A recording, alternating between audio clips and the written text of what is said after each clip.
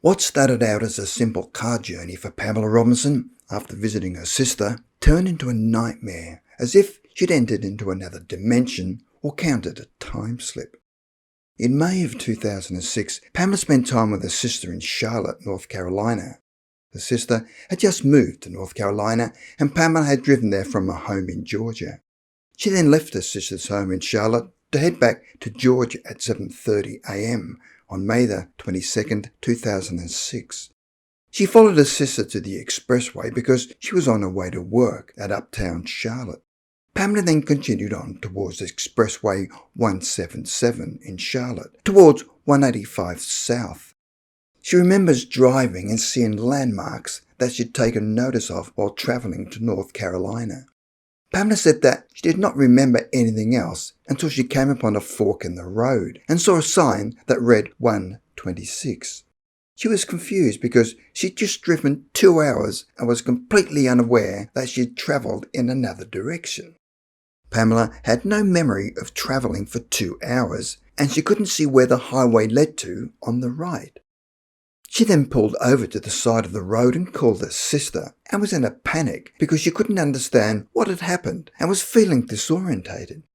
They spoke for a few minutes and the sister told her to see if she could get off and head back the way she came. However, this was where things started to get even weirder. About a mile down the expressway, she got off at the first exit on the right. Off to the right was a gas station. She noticed that the area looked fairly isolated and the road was gravelly in a bad condition. The buildings were old red brick buildings, the windows were broken and some had cardboard covering them. There was no traffic on the roads and no sidewalks. However, when she pulled up to the gas station, she saw there were about 6 cars there. She decided to go into the gas station building to see if someone could tell her where she was and how she could find 185. When she went inside the gas station, she noticed a few people there. The cashier was a tall, heavy-set white man with a full beard and was wearing a blue jean overall. She then went up to the cashier to ask him questions, but he totally ignored her and continued to talk to the other customers. She then tried to speak to some of the customers, but they too ignored her. Pamela became scared because she thought that they ignored her because she was black. Pamela was now feeling bewildered and lost and decided to go back to her car. On the way back to her car, she noticed 2 young white guys, possibly in their early 20s. They had white pants and white t-shirts, and they were walking towards a white van. The young man on her immediate right was walking with his head down, and the other guy on his right looked to be play-kicking and trying to joke about with him. Pamela walked up to the guy on her right to ask him for directions. He appeared confused and looked at her in a strange way and would occasionally look up at her, but mostly kept his head down. But he at least could see her, unlike the other people in the gas station. But the other guy didn't seem to notice her at all. He didn't even acknowledge her or that his friend was talking to her.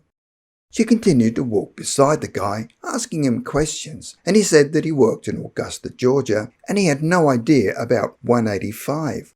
What was even stranger was that the guy had a look on his face like he couldn't believe what he was seeing.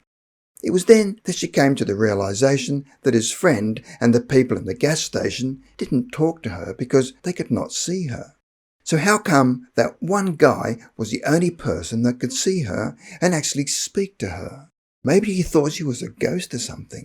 Pamela got back on 126 for another mile until she saw a turnaround and then headed back the way she came. She then started seeing signs that she was on 177 and signs for Columbia, South Carolina. Eventually she saw a policeman and wondered whether she should get his attention, but decided against it for fear that he wouldn't see her. She stayed behind him until she reached the turn for Charlotte. During her ride back to Charlotte, nothing was familiar to her and doesn't remember having seen any of the signs, exits or landmarks.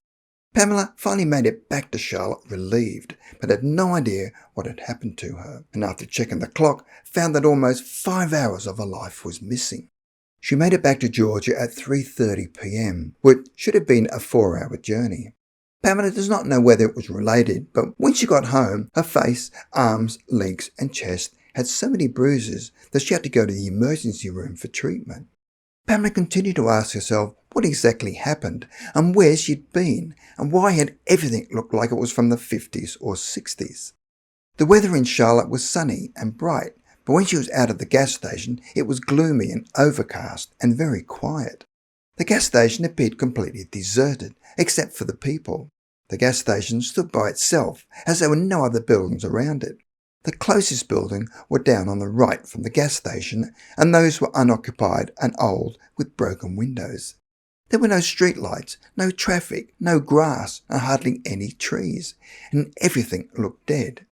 Had she stepped into another world, another dimension, or another time? And how did she get the bruises?